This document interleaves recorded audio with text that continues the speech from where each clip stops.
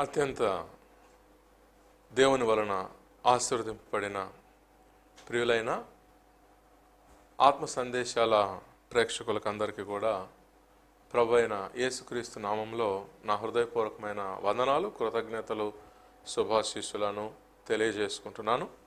దేవుని యొక్క కృపా కనికరాలు మనందరి జీవితాలకు అనునిత్యము అనుక్షణము ఎంతో అవసరం. అందువలన ఈ కార్యక్రమం చివరి వరకు కూడా దేవుని మహిమార్థమై, దేవుని యొక్క మహిమ నిమిత్తమే ఈ కార్యక్రమంలో ప్రతిదీ ఉండులాగున దేవుని సహాయాన్ని మనం వేడుకొని మనము కార్యక్రమంలో ముందుకెళ్దాం. దేవునికి ప్రార్థిద్దాం.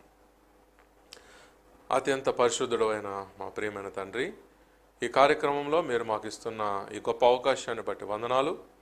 మరి భూమిపై మా జీవితము మరి మీరు ఎందు నిమిత్తం ఇచ్చి ఉన్నారో మేము ఈ కార్యక్రమంలో ఆలోచించబోతూ ఉండగా మీ యొక్క కృప మాకు అనుగ్రహిస్తారని, మీ చిత్తానుసారమైనటువంటి మీ సంకల్పమే మీ దాసుని ద్వారా బయటికి వచ్చులాగున మీ దాసునికి మీ ప్రత్యేకమైన కృప దయచేసి దీవించి మీ సేవలో వాడుకోగలరని రక్షకుడు ప్రభు పరిశుద్ధుడైన యేసు యొక్క శ్రేష్టమైన నామములో ప్రార్థించి స్తుతించి వేడుకుంటున్నాము తండ్రి, ఆమేన్. మరి అందరికీ కూడా దేవుని రాజ్య సువార్త సందేశాలు అనేటువంటి ఈ ఆత్మ సంబంధమైన సందేశాల కార్యక్రమానికి మరొకసారి ప్రేమపూర్వకంగా స్వాగతం తెలియజేసుకుంటున్నాను.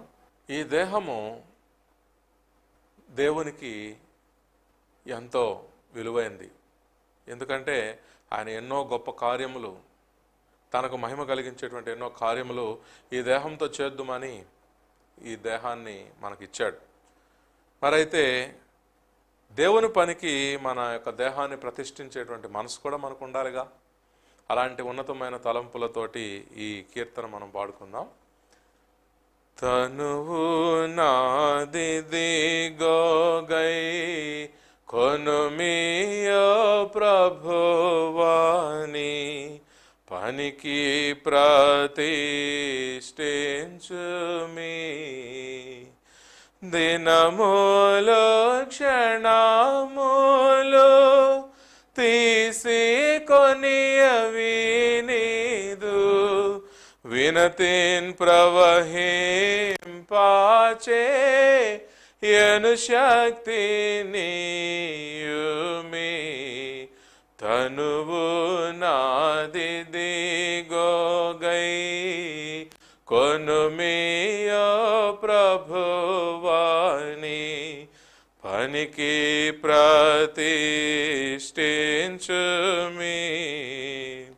స్వరమిదిగో కొనుమి వరరాజా నిన్ను గూర్చి నిరతము పాడనిము,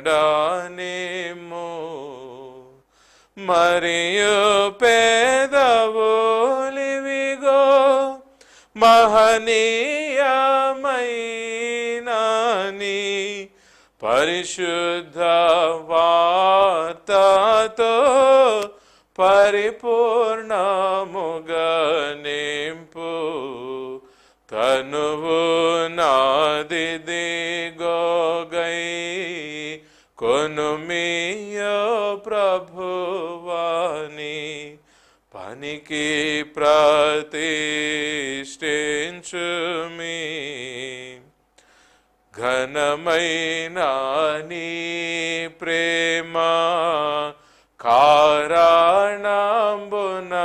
నీకై పనిచేయ చేతులివిగో, యనయంబు నీ విషయ మై సొగసుగా జురుకు, ధనముతో పరుగేత వినయ పాదములివిగో. తనువు నాదిదిగోగై కొనుమియో ప్రభువాని పనికి ప్రతిష్ఠించుమి. అత్యంత దేవుని చేత ఆశీర్వదింపబడిన మీకు అందరికీ కూడా నా హృదయపూర్వకమైన వందనాలు తెలియజేసుకుంటూ, మరి ఈ సందర్భంలో మానవ దేహమును మంటికి మన్నుగా అర్పించు మునుపు ఈ దేహముతో దేవుని మహిమపరిచి ఉండాలి అనేటువంటి ఈ ఆలోచనను మనం ఇప్పుడు చూడబోతూ ఉన్నాం. ఎందుకంటే 19వ కీర్తన 1వ వచనములో ఆకాశములు దేవుని మహిమను వివరించున్నవి, అంతరిక్షము ఆయన చేతి పనిని ప్రచురపరుచున్నది. The heavens declare the glory of God, the skies proclaim the work of his hands. ఈ వచనాన్ని బట్టి మనకు అర్థమయ్యేది ఏంటంటే, ఆకాశములే దేవుని మహిమను వివరించుండగా, మరి దేవుడు ఎంతో అపురూపముగా తన పోలికలో తన స్వరూపంలో మానవుని తయారు చేసి ఉండగా, మానవుడు తన దేహమును మంటికి మన్నుగా అప్పగించేటువంటి ఆ క్షణానికి ముందు ఈ దేహమును దేవుని మహిమ కొరకు సజీవ యాగముగా సమర్పించాడా లేదా అనే ఈ అంశాన్ని మనం ఇప్పుడు చూస్తూ ఉన్నాం. అందుకే కొరింథీయులకు రాసిన మొదటి పత్రిక 10వ అధ్యాయం 31వ వచనములో, కాబట్టి మీరు భోజనము చేసినను పానము చేసినను మీరు ఏమి చేసినను సమస్తమును దేవుని మహిమ కొరకు చేయుడి అనే మాట మనము చదువుకుంటున్నామండి. So whether you eat or drink or whatever you do it all for the glory of God. దేవుని మహిమ కొరకు ఈ దేహముతో కార్యములు చేయటానికి మనకి ఇష్టముందా? ఈ ప్రశ్న ఈ పాఠం ద్వారా వస్తూ ఉంది.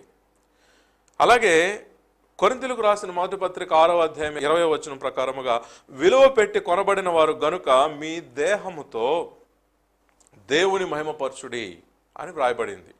దేహముతో దేవునికి మహిమ కలిగించేటువంటి కార్యములు చేయడానికి మనకు ఆసక్తి ఉన్నదా అనేటువంటి ఆలోచన ఈ యొక్క పాఠం ద్వారా మనకు వస్తూ ఉంది. మరి దేహముతో దేవుని మహిమపరచాలంటే దేవుడు చెప్తున్నాడు, మరి పౌలు చేత వ్రాయించబడిన రోమీయులకు రాసిన పత్రిక 12వ అధ్యాయం 1వ వచనం ప్రకారముగా మనం చదువుకుంటుంటే మనకు వస్తున్న ఆజ్ఞ కానీ సందేశం కానీ ఏమిటంటే, కాబట్టి సహోదరులారా, పరిశుద్ధమును దేవునికి అనుకూలమునైన సజీవ యాగముగా మీ శరీరములను ఆయనకు సమర్పించుకునడని దేవుని వాత్సల్యమును బట్టి మిమ్మును బతిమాలు కొనుచున్నాను. పరిశుద్ధమును దేవునికి అనుకూలమునైన ఒక సజీవ యాగముగా మన శరీరములను దేవునికి సమర్పించుకోవాలనే దేవుడు మనకు ఈ దేహమును దయచేయడం జరిగింది. మరి దేహముతో దేవునిని మహింపరచాలన్నా, మరి మనము సజీవ యాగముగా ఈ శరీరమును దేవునికి సమర్పించాలన్నా మనం చేయవలసింది ఏమిటి? ఎఫెసీయులకు రాసిన పత్రిక 2వ అధ్యాయం 10వ వచనం ప్రకారముగా, మరియు వాటి యందు మనము నడుచుకొనవలనని దేవుడు ముందుగా సిద్ధపరిచిన సత్క్రియలు చేయుటకై మనము క్రీస్తు యేసునందు సృష్టింపబడిన వారమై ఆయన చేసిన పని అయి ఉన్నాము. For we are his workmanship created in Christ Jesus for good works which God prepared beforehand that we should walk in them. కాబట్టి దేవుడు ముందుగా సిద్ధపరిచిన ఆ సత్క్రియలు ఏవో తెలుసుకుని వాటిని మన దేహంతో చేస్తేనే మనం దేవునిని మహింపరిచిన వారం అవుతాం. తీతుకు రాసిన పత్రిక 3వ అధ్యాయం 8వ వచనం ప్రకారముగా, ఈ మాట నమ్మదగినది గనుక దేవుని యందు విశ్వాసం ఉంచిన వారు సత్క్రియలను శ్రద్ధగా చేయుటయందు మనస్సుంచున్నట్లు నీవి సంగతులను గురించి దృఢముగా చెప్పుచుండవలనని కోరుచున్నాను. The saying is trust worthy and I want you to insist on these things so that those who have believed in God may be careful to devote themselves to good works. These things are excellent and profitable for people. అందువలన మరి దేవునికి సజీవ యాగముగా దేహమును సమర్పించుకోవాలంటే, దేహముతో దేవునిని మహింపరిచే కార్యములు మనం చేయాలంటే, దేవుడు ముందుగా సిద్ధపరిచిన ఆ సత్క్రియలను మనం చేయాలనంటే, మరి సత్క్రియలను శ్రద్ధగా చేయడానికి మనము మనసు పెట్టాలి. మనం మనసు పెడితేనే ఏ కార్యమైనా మనం చేయగలుగుతామండి. మరి ఈ సత్కార్యములను ఎలా చేయాలో కూడా పరిశుద్ధ గ్రంథమే వివరిస్తుంది స్పష్టంగా. తీతుకు రాసిన పత్రిక 3వ అధ్యాయం 14వ వచనంలో, మనవారును నిష్ఫలులు కాకుండా నిమిత్తము అవసరమును బట్టి సమయోచితముగా సత్క్రియలను శ్రద్ధగా చేయుటకు నేర్చుకొనవలెను. Our people must learn to devote themselves to doing what is good in order to provide for urgent needs and not live unproductive lives. మన జీవితము దేవుడు ముందుగా సిద్ధపరిచిన ఆ సత్క్రియలు చేయడానికి ఉపయోగించుకోలేకపోతే మన జీవితాలు, మన లైవ్స్ అన్ప్రొడక్టివ్ అవుతాయని పరిశుద్ధ గ్రంథం తెలియజేస్తూ ఉందండి. కాబట్టి ఆ సత్క్రియలను మనం ఎలా చేయాలి అంటే అవసరాన్ని బట్టి సమయోచితముగా, ఆ సందర్భానుసారముగా చేయాలని వాక్యం నేర్పిస్తూ ఉంది.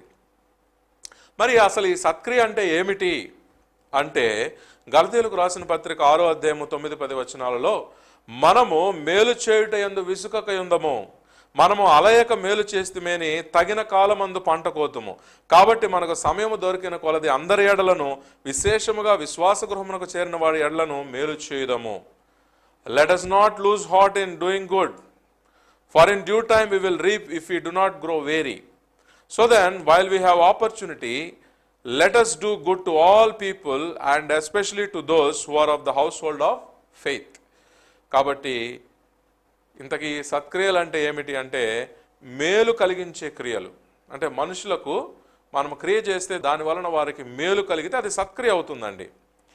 మరి ఈ సత్క్రియను ఎలా చేయాలి, ఈ మేలును ఎలా చేయాలి అంటే అవసరాన్ని బట్టి సమయోచితముగా, శ్రద్ధగా, అవసరాన్ని బట్టి సమయోచితముగా, శ్రద్ధగా, విసుకక, అలయక, 5 విధాలుగా చెప్పడం జరిగింది.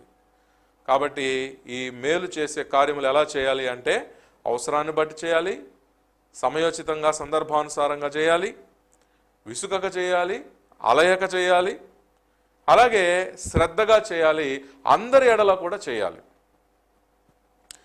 మరి ఇంకా ఓపికగా కూడా చేయాలని కూడా మనకు వాక్యం తెలియజేస్తూ ఉందండి. రోమీయులకు రాసిన పత్రిక 2వ అధ్యాయం 7వ వచనములో, సత్క్రియను ఓపికగా చేయొచ్చు మహిమను, ఘనతను, అక్షయతను వెదకు వారికి నిత్య జీవమునిచ్చును. To those who by persistence in doing good seek glory, honour and immortality, he will give eternal life.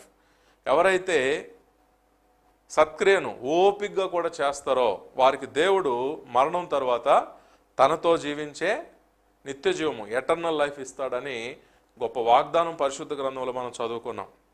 కాబట్టి మనము ఈ సత్క్రియలు, ఈ మేలు కలిగించేటువంటి క్రియలు ఎలా చేయాలి అని అంటే అవసరాన్ని బట్టి చేయాలి, సమయోచితంగా చేయాలి, శ్రద్ధగా చేయాలి, అలయకుండా చేయాలి, విసుక్కోకుండా చేయాలి, అట్ ది సేమ్ టైం ఓపికగా కూడా చేయాలి. సో 6 విధాలుగా ఈ సత్క్రియను మనం చేయాలని పరిశుద్ధ గ్రంథం ద్వారా మనం నేర్చుకుంటున్నాం. అట్లాగే ఈ సత్క్రియ అంటే ఏంటి అని మనం పరిశీలిస్తే, సత్క్రియ అంటే మనం ఈ కార్యం చేస్తే అవతల వ్యక్తికి మేలు జరగాలని వాక్యం ద్వారా తెలుసుకున్నాం కదా. ఇప్పుడు తెస్సలోనికీయులకు రాసిన మొదటి పత్రిక 5వ అధ్యాయం 11వ వచనం ప్రకారముగా, కాబట్టి మీరు ఇప్పుడు చేయుచున్నట్టుగానే ఒకరినొకడు ఆదరించి ఒకరికొకడు క్షేమాభివృద్ధి కలుగుజేయడి. అంటే సత్క్రియ అంటే ఏంటి? Therefore encourage one another and build one another up just as you are doing. అంటే సత్క్రియ అంటే ఏమిటి అంటే మనము ఒక కార్యం చేస్తే దానివల్ల ఎదుటి వ్యక్తికి ఎంకరేజ్మెంట్ జరగాలి, ఎంకరేజ్మెంట్ రావాలి. అలాగే అతని జీవితం కట్టబడాలి, నిర్మించబడాలి, బిల్డ్ అవ్వాలి. అంటే ఆదరణ, క్షేమము, అభివృద్ధి కలగాలి మన కార్యం వలన. అప్పుడే అది సత్క్రియగా దేవుడు లెక్కిస్తాడు. కాబట్టి సత్క్రియ అంటే ఏంటండి? ఒకటి మేలు కలిగించేది, రెండోది ఆదరణ కలిగించేది, మూడోది క్షేమాన్ని కలిగించేది, నాలుగోది అభివృద్ధిని కలిగించేది. ఓకే, మనం ఎవరికైనా ఒక క్రియ చేస్తే అది సత్క్రియ కాదా అని దేవుడు ఎప్పుడు లెక్కిస్తాడనంటే వాక్యానుసారముగా మరి మనం చేసే క్రియల వలన ఏమేమి జరగాలండి? మేలు జరగాలి, అలాగే ఆదరణ కలగాలి, అట్లాగే క్షేమం కలగాలి, అలాగే అభివృద్ధి కూడా కలగాలి. మరి ఈ 4 జరిగినప్పుడే మనం చేసినటువంటిది అదొక సత్క్రియ అవుతుంది. అందువలన మనం చేసేటువంటి క్రియల్లో ఎదుటి మనిషికి మేలు కలుగుతూ ఉందా, ఆదరణ కలుగుతూ ఉందా, క్షేమం కలుగుతూ ఉందా, అభివృద్ధి కలుగుతూ ఉందా? ఈ 4 కలుగుతున్నాయా లేదా మనం పరిశీలించుకుంటేనే మనం చేస్తున్నవి సత్క్రియలా కాదా అర్థమవుతుంది. కాబట్టి మనం ఏమైనా మాట్లాడితే దానివల్ల మనుషులకి ఎంకరేజ్మెంట్ రావాలి. మనం ఏమైనా మాట్లాడితే, మనం ఏమైనా పని చేస్తే దానివల్ల జీవితాలు కట్టబడాలి. అప్పుడు అవి సత్క్రియలు అవుతాయి. మరి మత్తయి సువార్త 5వ అధ్యాయం 16వ వచనంలో, మనుషులు మీ సత్క్రియలను చూచి పరలోకమందున మీ తండ్రిని మహిమపరచునట్లు వారి ఎదుట మీ వెలుగు ప్రకాశింపనీయుడి. In the same way let your light shine before others so that they may see your good works and give glory to your father who is in heaven. కాబట్టి మన సత్క్రియలను చూచి పరలోకమందున్న తండ్రిని మానవులు మహిమపరిచేటువంటి క్రియలు మనం చేస్తేనే ఈ దేహమును దేవునికి మహిమకరముగా మనం వాడినట్లుగా లెక్క అవుతుంది. అందువల్ల మన దేహమును మనము దేనికి వాడుతూ ఉన్నామో మనము స్పష్టంగా పరిశీలించుకోవాల్సినటువంటి అవసరత ఎంతైనా ఉందండి.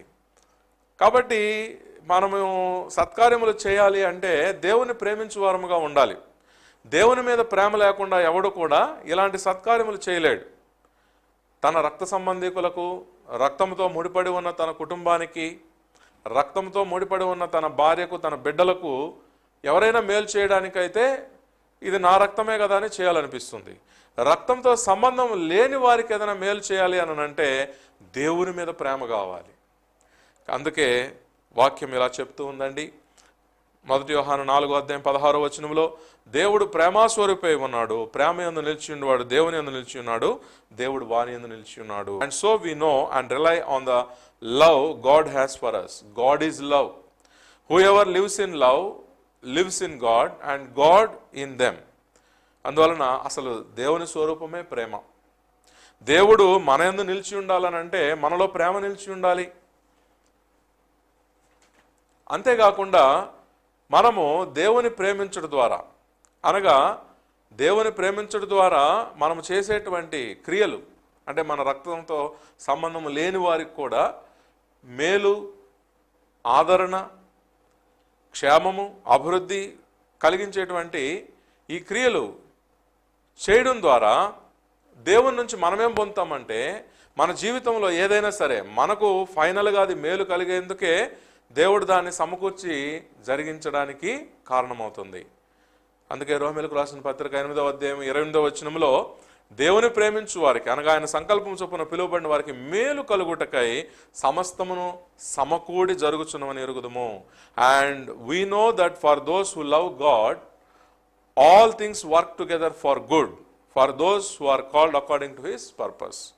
కాబట్టి మనము దేవుని ప్రేమించు వారమై, దేవుని ప్రేమ వలన మనం చేసేటువంటి క్రియల వలన మరి మనుషులకు మేలు, ఆదరణ, క్షేమము, అభివృద్ధి, ఎంకరేజ్మెంట్ జరుగుతూ ఉంటే, అలాంటి జీవితం మన దగ్గర ఉంటే దేవుడు మన జీవితంలో జరిగినటువంటిది అది ఏదైనా సరే దాన్ని సమకూర్చి మనకు మేలుగా మలుస్తాడు. ఎందుకంటే ఇక్కడ మనం ఒక ముఖ్యమైన విషయాన్ని గుర్తించాలి. ఇక్కడ దేవుణ్ణి మనం ప్రేమించడం అంటే దాని అర్థము ఎవరిని ప్రేమించమని అనేది కూడా మనం ఆలోచించాలి. ఎందుకంటే ఎఫెసీయులకు రాసిన పత్రిక 4వ అధ్యాయం 6వ వచనంలో, అందరికీ తండ్రి అయిన దేవుడు ఒక్కడే, ఆయన అందరికీ పైగా ఉన్నవాడే, అందరిలోనూ వ్యాపించి అందరిలోనూ ఉన్నాడు. One God and father of all who is over all and through all and in all. అందువలన ప్రతి ఒక్కరిలో దేవుడే వ్యాపించి ఉన్నాడు. అందువలన మానవులకు మనం ఏం చేసినా అది దేవునికి చేసినట్లే. కాబట్టి మానవులను ప్రేమిస్తేనే మనం దేవుని ప్రేమించినట్లు లెక్క అవుతుంది. కాబట్టి దేవుని ప్రేమిస్తేనే ఈ దేహముతో మనము తగినటువంటి ఆయన్ను సంతోషపెట్టే క్రియలు మనం చేయగలం, సత్క్రియలు మనం చేయగలం. అంటే ఏ మానవుడైనా సత్క్రియ చేయాలనంటే అతను దేవుని ప్రేమించేవాడుగా ఉండాలి. ఎవరైతే దేవుని ప్రేమిస్తారో వారు సత్క్రియలు చేయగలుగుతారు. 1 యోహాను 4వ అధ్యాయము మనం చదువుతూ ఉంటే 20వ వచనం చూద్దాం. ఎవడైనను నేను దేవుని ప్రేమించున్నానని చెప్పి తన సహోదరుని ద్వేషించిన ఎడల అతడు అబద్ధికుడగును. తాను చూచిన తన సహోదరుని ప్రేమింపని వాడు తాను చూడని దేవుని ప్రేమింపలేడు. దేవుని ప్రేమించువాడు తన సహోదరుని కూడా ప్రేమింపవలెను అను ఆజ్ఞను మనం ఆయన వలన పొంది ఉన్నాం. అందువలన దేవుడు అందరిలో వ్యాపించి అందరిలో ఉన్నాడు కనుక మానవులను ప్రేమిస్తేనే మనము దేవునిని ప్రేమించినట్లుగా అది లెక్క అవుతుంది. అందుకే కీర్తనలు 34 మనం చదువుతూ ఉంటే 12వ వచనం నుంచి, బ్రతుకగోరువాడు ఎవడైనా ఉన్నాడా, మేలునందుచు అనేక దినములు బ్రతుకగోరువాడు ఎవడైనా ఉన్నాడా, చెడ్డ మాటలు పలుక్కుండా నీ నాలుకను, కపటమైన మాటలు పలుక్కుండా నీ పెదవులను కాచుకొనుము. కీడు చేయుట మాని మేలు చేయము, సమాధానమును వెదకి దాని వెంటాడుము. Whoever of you loves life and desires to see many good days, keep your tongue from evil and your lips from telling lies. Turn from evil and do good, seek peace and pursue it. అందువలన మనము సత్క్రియలను చేయడము అంటే దాని అర్థము సాటి మానవులకు మనము మేలు చేయడమే. సాటి మానవులకు కీడు చేయకుండా మనల్ని మనము నిగ్రహించుకోగలగడం. కాబట్టి ఇక్కడ సత్క్రియలు చేయడము అంటే దాని అర్థము సాటి మానవులకు మనం మేలు చేయడమే. అందువలన తెసలోనికలకు రాసిన మొదటి పత్రిక 5వ అధ్యాయం 11వ వచనం కూడా ఇలాగే చెప్తా ఉంది. కాబట్టి మీరు ఇప్పుడు చేయుచున్నట్టుగానే ఒకరినొకడు ఆదరించి ఒకరికొకడు క్షమాభివృద్ధి కలుగజేయుడి. So encourage each other and build each other up just as you are already doing. అందువలన మనము భూమి మీద జీవించేటువంటి జీవితంలో దేహముతో దేవుని మహిమపరచాలనంటే సత్క్రియలు చేయాలి. సత్క్రియలు చేయాలి అంటే దేవుని మీద మనకు ప్రేమ ఉండాలి. దేవుని మీద మనకు ప్రేమ ఉంటేనే మనము దేవునికి మహిమ కలిగించే సత్కార్యములను చేయగలం. మరి ఇంతకీ ఆ సత్కార్యములు ఏవి అని మనం ఆలోచిస్తూ ఉంటే, మానవులకు మేలు కలిగించే కార్యములు, మానవులకు ఆదరణ కలిగించే కార్యములు, మానవులకు క్షేమాన్ని అభివృద్ధిని కలిగించే కార్యములు. అలాగే ఐదోది ఏమిటి అంటే యాకోబు 1వ అధ్యాయం 27వ వచనంలో, తండ్రి అయిన దేవుని ఎదుట పవిత్రమును నిష్కళంకమునైన భక్తి ఏదనగా దిక్కులేని పిల్లలను విధవరాండ్రను వారి ఇబ్బందిలో పరామర్శించుటయు ఇహలోక మాలిన్యము తనకు అంటకుండా తను కాపాడుకున్నట్టునే. ఐదోది కూడా మనం యాడ్ చేసుకోవాలి.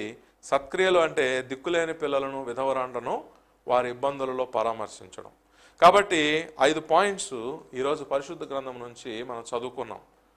మనం నిజంగా సత్కార్యములు చేస్తున్నామా లేదా అనేది పరిశీలించుకోవడానికి. ఎందుకంటే మనుషులకు మనము ఏ కార్యము చేస్తామో అదే దేవునికి చెందుతుంది. దేవుడు ఆ ఫలితాన్నే మనకిస్తాడు. ఆదికాండము 9వ అధ్యాయం 6వ వచనంలో, నరుని రక్తమును చిందించు అనే రక్తము నరుని వలననే చిందింపబడును, ఏలైనగా దేవుడు తన స్వరూపమందు నరుని చేసెను. కాబట్టి దేవుని స్వరూపములో ప్రతి మానవుడు చేయబడ్డాడు. ప్రతి మానవునిలో దేవుడే వ్యాపించి ఉన్నాడు. మానవులకు మనం ఏం చేస్తున్నామో అదే మనం దేవునికి చేస్తూ ఉన్నాం.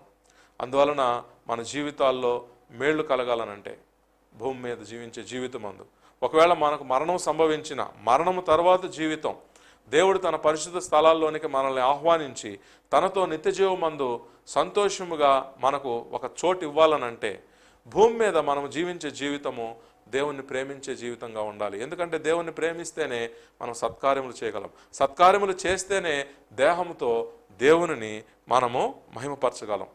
కాబట్టి మనము భూమి మీద జీవించేటువంటి ఈ కొద్ది ఆయుష్కాలాన్ని మరి వేరే వేరే వాటికి కాకుండా ప్రొడక్టివ్గా, దేవునికి ప్రొడక్టివ్ లైఫ్గా మన జీవితాన్ని మనం ముగించాలనంటే ఇదే మార్గం. దేవుడు ముందుగా సిద్ధపరిచినటువంటి సత్కార్యములను చేసి ఈ జీవితాన్ని మనం ముగించాలి తప్ప దేవుడు ముందుగా సిద్ధపరిచినటువంటి ఆ యొక్క సత్కార్యములను మనము ఏమాత్రము మరవకూడదు. భూమి మీద మనం జీవించేటువంటి జీవితంలో సత్కార్యములకే చోటు ఉండాలి.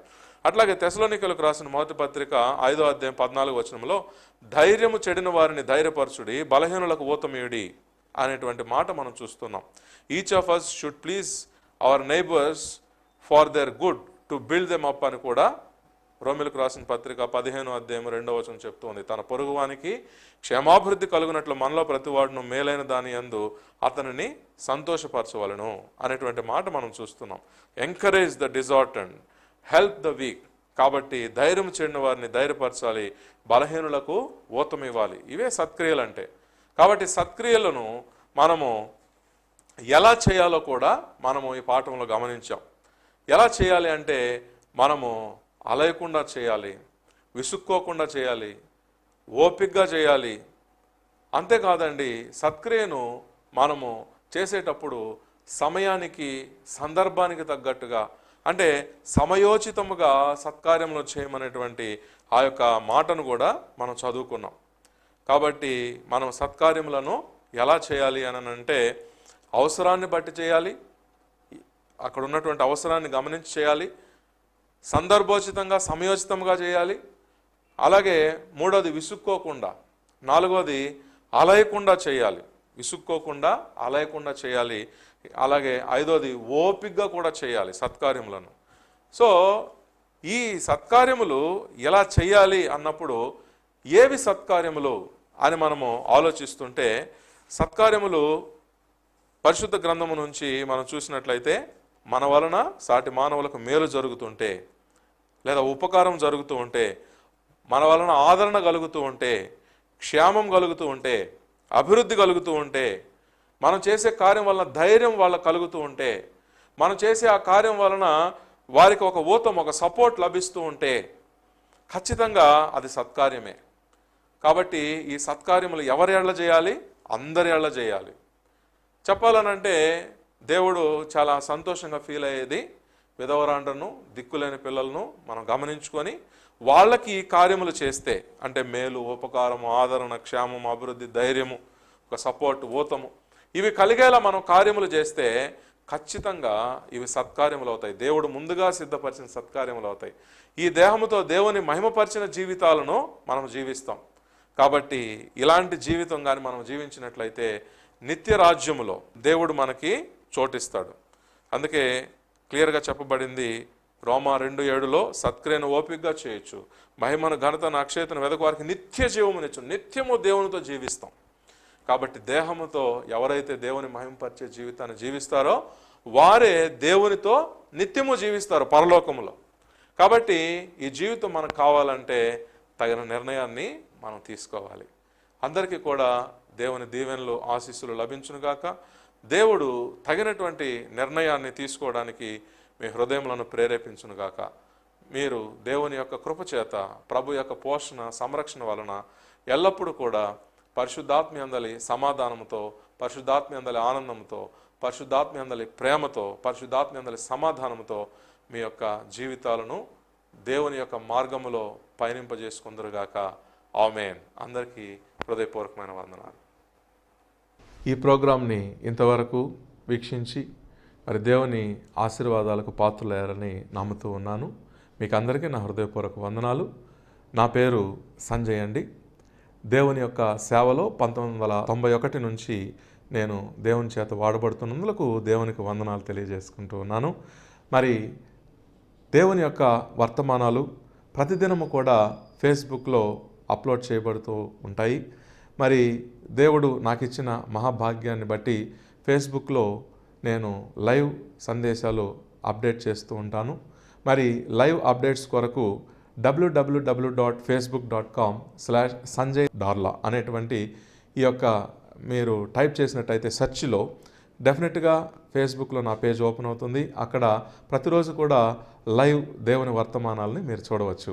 అంతేకాకుండా యూట్యూబ్లో కూడా దేవుని సందేశాలను అప్లోడ్ చేశాను, ఇంకా చేస్తూ ఉన్నాను, చేయబోతూ ఉన్నాను.